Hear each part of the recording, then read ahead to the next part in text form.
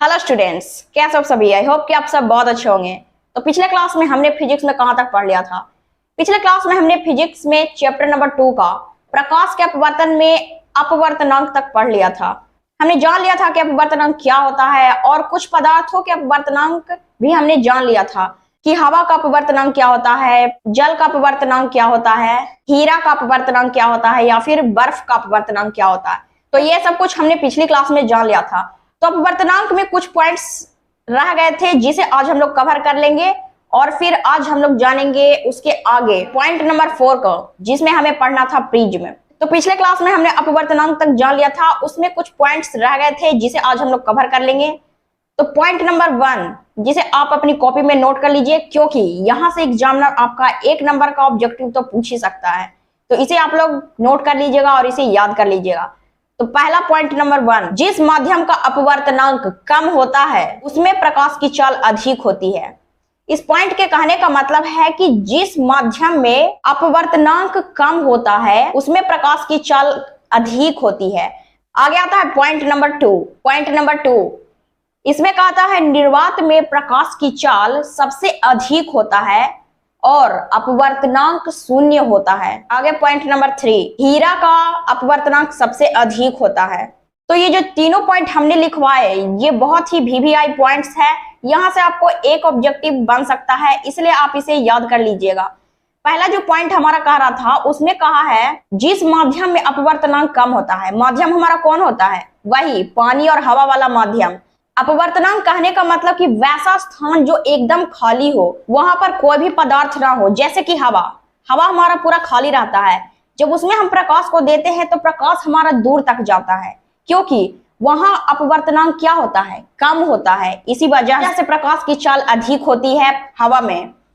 जबकि पानी की बात किया जाए तो उसमें अपवर्तनांक ज्यादा होता है, क्योंकि वहां स्थान खाली नहीं होता है। इसी वजह से प्रकाश की चाल कम हो जाती है और वह ज्यादा दूर तक नहीं जा सकता है। तो सिंपल भाषा में अपवर्तनांक कहने का मतलब है कि अपवर्तनांक अगर कम हो तो प्रकाश की चाल अधिक होगी और अपवर्तनांक अगर अधिक हो तो प्रकाश की चाल कम होगी। तो पहले पॉइंट को तो हमने समझ लिया। सेकंड पॉइंट कहता है निर्वात में प्रकाश की चाल अधिक होती है और यहाँ अपवर्तनांक 0 होता है। निर्वात का मतलब आप समझते हैं? निर्वात का मतलब होता है ऐसा स्थान जो पूरे तरीके से खाली हो, वहां हवा भी ना हो। मतलब कि स्पेस को देखिए, स्पेस में क्या होता है? हवा नहीं होता है, वहां अपवर्तनांक एकदम 0 होता है। तो वहां जो है प्रकाश की चाल अधिक हो जाती है, क्योंकि वहां का स्थान एकदम खाली होता है। इसीलिए स्पेस में हम लोग निर्वात में होते हैं, तो वहां का अपवर्तनांक 0 होता है, इसलिए वहां प्रकाश की चाल अधिक होती है। मतलब स्पेस में अगर जाकर कोई लाइट दे तो उसकी गति अधिक होगी। फिर तीसरा पॉइंट, हीरा का अपवर्तनांक सबसे अधिक होता है। तो ये चीज सबसे वीवीआई पॉइंट है, तो इसे आप याद रखिएगा कि हीरा का अपवर्तनांक सबसे अधिक होता है, जो कि होता है 2.42, मतलब 2.42 हीरा का अपवर्तनांक होता है। तो इसे आप याद रखिएगा। तो ये 3 पॉइंट्स आपके लिए वीवीआई थे अपवर्तनांक के लिए, जिसे आप नोट कर लीजिएगा। तो फिर अब आगे चलते हैं नेक्स्ट पॉइंट पे। सेकंड हमारा क्वेश्चन एग्जामिनर इस प्रकार से पूछ सकता है, अपेक्षिक अपवर्तनांक किसे कहते हैं? इसकी परिभाषा होती है दो माध्यम के निरपेक्ष अपवर्तनांकों के अनुपात को अपेक्षिक अपवर्तनांक कहते हैं। कहने का मतलब ये है कि दो माध्यम लेना है। दो माध्यम हमारा कौन सा होता है? पानी वाला और हवा वाला माध्यम। उसमें अपवर्तनांक का अनुपात, मतलब कि पानी और हवा वाला का रेशियो को ही अपेक्षिक अपवर्तनांक कहते हैं। आगे है तीसरा क्वेश्चन, जो कि इस प्रकार से पूछ सकता है, पार्श्विक विस्थापन किसे कहते हैं? तो इसकी परिभाषा होती है आपतित किरण और निर्गत किरण के बीच लंबवत दूरी को पार्श्विक विस्थापन कहते हैं। मतलब इसका मतलब क्या हुआ? आपतित किरण और निर्गत किरण के बीच जो लंबवत दूरी आ रही है, इसी को हम लोग कहते हैं पार्श्विक विस्थापन। तो आई होप ये तीनों पॉइंट्स अपवर्तनांक में आपको समझ में आए होंगे, तो इसे आप नोट कर लीजिएगा। फिर अब आगे चलते हैं हमारे चौथे पॉइंट पे, जो कि इस चैप्टर में था प्रिज्म। प्रिज्म किसे कहते हैं? प्रिज्म इस चैप्टर का सबसे इंटरेस्टिंग पार्ट है, जिसे पढ़ने और समझने दोनों में मजा आने वाला है। तो फिर अब आगे बात करते हैं प्रिज्म की। तो इसकी परिभाषा होती है किसी कोण पर झुके दो समतल पृष्ठ के बीच घिरे किसी पारदर्शक माध्यम को प्रिज्म कहते हैं। अतः प्रिज्म में 5 सतह होते हैं। तथा इसका अपवर्तक कोण 60 डिग्री होता है। प्रिज्म को अगर सिंपल भाषा में समझा जाए तो किसी कोण पर झुके दो समतल पृष्ठ, मतलब कोई दो समतल पृष्ठ लीजिए, उसे किसी कोण पे झुकाना है तो इसके बीच घिरे जो पारदर्शक माध्यम है इसी को ही हम लोग प्रिज्म कहते हैं। प्रिज्म में टोटल 5 सतह होते हैं और इसका जो अपवर्तक कोण होता है वो 60 डिग्री का होता है। मतलब जो कोण हमारा बन रहा होता है वो हमारा 60 डिग्री का होता है। इसमें जो स्टार पॉइंट है वो ये है कि जब प्रिज्म से सूर्य के प्रकाश को गुजारा जाता है तब वह 7 रंगों में विभक्त हो जाता है। मतलब अगर आपने इससे पहले प्रिज्म नहीं देखा है तो अभी आपके स्क्रीन पर एक प्रिज्म दिख रहा होगा। इस प्रिज्म पर जब सनलाइट मतलब सूर्य के प्रकाश को दिया जाता है तब यह 7 रंगों में विभक्त होता है। जिस प्रकार से आप लोगों ने इंद्रधनुष देखा होगा, इंद्रधनुष में 7 रंग होते हैं, उसी प्रकार से प्रिज्म पर जब सूर्य के प्रकाश को दिया जाता है तो यह 7 रंगों में विभक्त हो जाता है। तो वो 7 कलर्स आप देख सकते हैं प्रिज्म में। तो अब हमने समझ लिया प्रिज्म किसे कहते हैं और इससे जब सूर्य के प्रकाश को गुजारा जाता है तो ये हमारा 7 रंगों में विभक्त हो जाता है। तो प्रिज्म में बस इतना ही जानना था। तो चौथा पॉइंट भी हमारा खत्म हो चुका है। अब आते हैं इस चैप्टर के 5वें पॉइंट पे जो कि है लेंस। लेंस किसे कहते हैं? जैसे कि आप चश्मा लगाते हैं तो उसमें लेंस होता है कि नहीं होता है, तो वो हमारा कौन सा लेंस होता है, तो इसी के बारे में इस लेंस में हम लोग जानेंगे।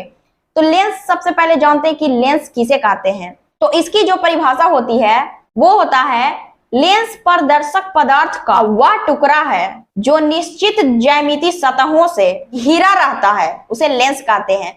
मतलब एक ऐसा पारदर्शक, पारदर्शक का मतलब आप समझते हैं, जिससे हम आर पार देख सकते हैं, वो पारदर्शक सतह ज्यामितीय सतहों से घिरा होता है, उसे हम लेंस कहते हैं। लेंस हमारा टोटल 2 प्रकार का होता है, पहला उत्तल लेंस, दूसरा अवतल लेंस। पहला उत्तल लेंस के बारे में बात करते हैं। उत्तल लेंस किसे कहते हैं? जिस लेंस के मध्य का भाग मोटा होता है उसे उत्तल लेंस कहते हैं। मध्य का भाग कहने का मतलब बीच का हिस्सा, बीच का हिस्सा जो मोटा होता है वो हमारा होता है उत्तल लेंस। जैसे कि आप चश्मा पहनते हैं तो चश्मा पहनते हैं तो उसमें जो लेंस लगा होता है वो बीच का हिस्सा आप कभी टच करके देखिएगा तो वो आपको मोटा प्रतीत होगा। तो वो जो मोटा वाला पार्ट है वो हमारा कौन सा लेंस है? उत्तल लेंस है। तो सिंपल परिभाषा हमारा क्या हो गया? जिस लेंस का मध्य भाग मोटा होता है उसे उत्तल लेंस कहते हैं। तो इन सारे परिभाषा को आप नोट करते चलिएगा। तो उत्तल लेंस का एक ही परिभाषा नहीं होता है, इसका अलग अलग प्रकार से परिभाषा भी लिख सकते हैं।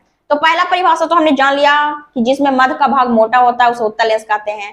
सेकंड परिभाषा आप क्या लिख सकते हैं? जिस लेंस का दोनों अपवर्तक सतह उभरा हुआ हो। अपवर्तक सतह मतलब समझते हैं ऊपर का हिस्सा। अब जैसे कि चश्मे के लेंस को आप लोग देखते होंगे तो ऊपर का हिस्सा आपको उठा हुआ दिखाई पड़ता होगा, उभरा हुआ दिखाई पड़ता होगा। सतह मतलब नीचे का भी हिस्सा और ऊपर का भी हिस्सा, दोनों अपवर्तक सतह उभरा हुआ हो, उसी को कहते हैं उत्तल लेंस। तो ये हमारा सेकंड परिभाषा हो गया। आप दोनों में से किसी एक को लिख सकते हैं जो आपको जल्दी याद हो। इसमें एक वीवीआई पॉइंट भी है जिसे आप नोट कर लीजिएगा। उत्तल लेंस को अभिसारी लेंस भी कहते हैं, मतलब इसे दूसरे नाम से भी जानते हैं जो कि अभिसारी लेंस होता है। तो जब भी आपको एग्जामिनर पूछे कि उत्तल लेंस का दूसरा नाम क्या है या फिर उत्तल लेंस को कहा जाता है तो क्या कहा जाता है? अभिसारी लेंस। ये आप याद रखिएगा। तो ये जो परिभाषा हमने आपको लिखाया इसे आप लिख लीजिएगा और इसमें एक फिगर है जिसे भी आप नोट कर लीजिएगा। तो अब बात करते हैं सेकंड लेंस की जो कि है अवतल लेंस। अवतल लेंस किसे कहते हैं? जिस लेंस का मध्य का भाग पतला होता है, मतलब वैसा लेंस जिसमें बीच का हिस्सा पतला होता है उसे हम लोग अवतल लेंस कहते हैं। अब जैसे कि उत्तल लेंस में क्या होता था, बीच का हिस्सा मोटा था, लेकिन जिसमें बीच का हिस्सा पतला होता है और किनारे का सतह मोटा होता है उसे अवतल लेंस कहते हैं। या फिर इसका दूसरा परिभाषा ये भी लिख सकते हैं, जिस लेंस का दोनों अपवर्तक सतह धंसा हुआ हो उसे अवतल लेंस कहते हैं। तो परिभाषा आप कोई भी लिख सकते हैं जो आपको अच्छा लगे। इसमें एक मेन पॉइंट भी है जो कि है अवतल लेंस को अपसारी लेंस भी कहते हैं। जैसे कि उत्तल लेंस को हम लोग अभिसारी बोल रहे थे, इसमें अवतल में अपसारी लेंस भी कहते हैं। मतलब कि दोनों लेंस को अलग अलग नामों से भी जाना जाता है। तो ये चीज को आप ध्यान में रखिएगा क्योंकि आपका एग्जामिनर कुछ भी पूछ सकता है, या तो वो अपसारी लेंस पूछ सकता है, अभिसारी लेंस पूछ सकता है, या फिर वो उत्तल या अवतल पूछ सकता है। तो आप इन सारी चीजों को याद रखिएगा। तो अवतल लेंस में जो हमने पढ़ा परिभाषा इसे आप नोट कर लीजिए और इसके नीचे फिगर को भी आप लोग बना लीजिएगा। तो आज हम लोगों ने 3 पॉइंट को कवर किया। पहला अपवर्तनांक को पूरा खत्म किया और फिर चौथा नंबर पे प्रिज्म को हमने कंप्लीट किया एंड ये लेंस। लेंस अभी खत्म नहीं हुआ है, हमने इसमें अभी अवतल और उत्तल लेंस के बारे में जाना है, इसमें अभी और है, तो लेंस में आगे हम लोग नेक्स्ट क्लास में पढ़ेंगे। आज के लिए इतना ही रहने देते हैं, तो फिर मिलते हैं नेक्स्ट वीडियो में फिजिक्स में आगे लेंस की क्लास के साथ। तब तक के लिए नमस्कार, बाय बाय।